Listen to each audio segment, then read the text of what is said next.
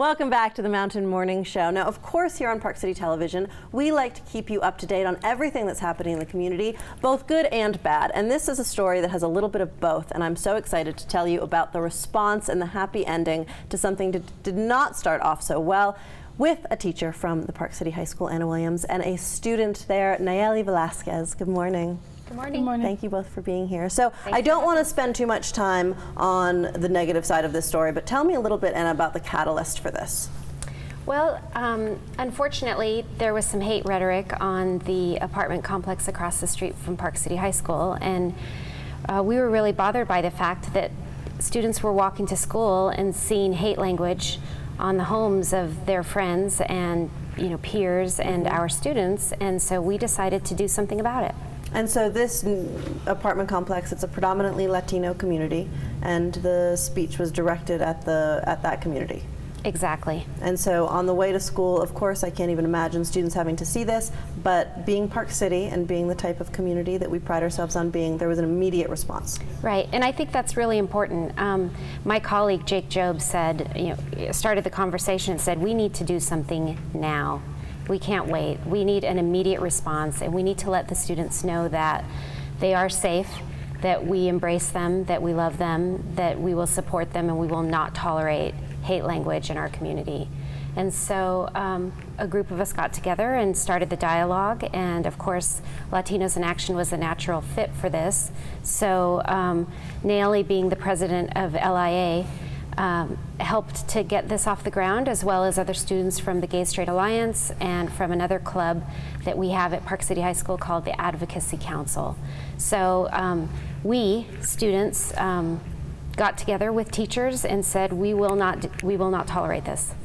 And I love just hearing the different organizations that are in Park City schools, from Latinos in Action to the Gay Straight Alliance, to, just so many inclusive, supportive groups that you have available. As the president of Latinos in Action, what was your immediate response to this?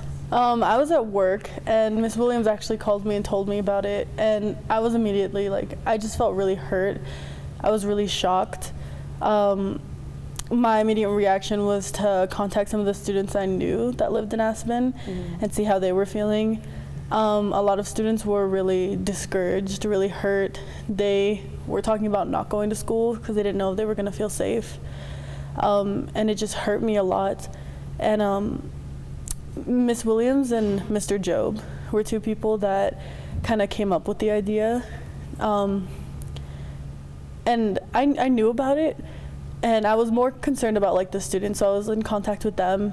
And then the next day, when I walked into school and I passed by the parking lot and I saw all these cars with such amazing messages. So tell us what you did, because I saw some of the photos and it's absolutely wonderful. Yeah, so some students got together and they got there really early in the morning, I want to say 6:15.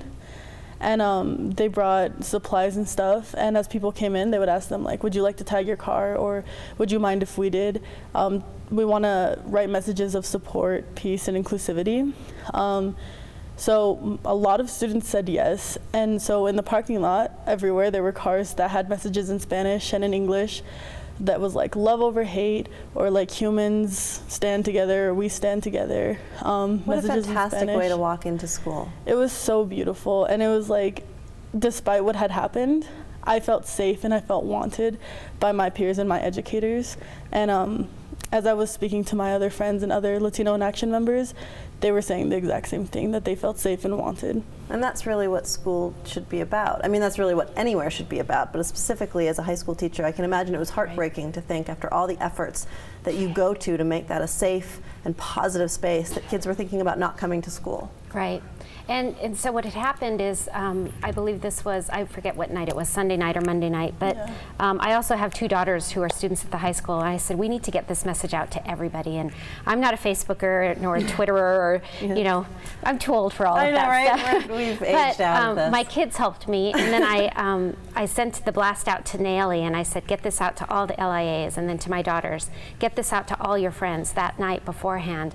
Come to school with messages of hope for our students. And so I think it's really important that the community knows that this is not politically charged, but this is all about making sure that our students know that they are welcome and that they are safe, and that we will not tolerate hate rhetoric.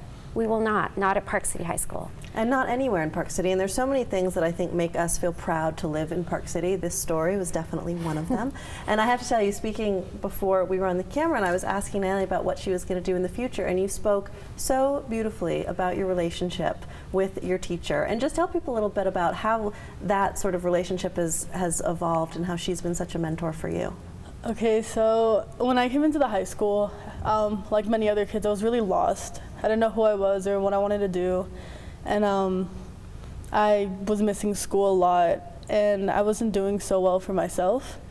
And instantly, Miss Williams just saw me as a leader, and nobody really had before, because I wasn't really, I don't think I was showing qualities of a leader, but she knew that I had it in me. And from the moment, my first day of high school, I had her as a teacher, and she has pushed me like every day since then.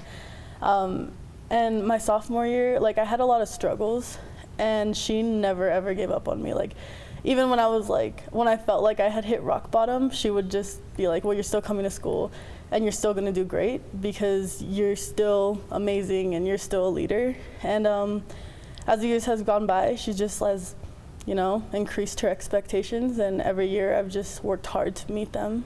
And last year when I came back to Latinos in Action, I remember running for vice president, and I was really surprised, but I got voted on. And Ms. Williams called me into her office, and she said, you probably don't think that you can meet all these expectations, and you think you can be right here. She said, but I know you can be even higher up here.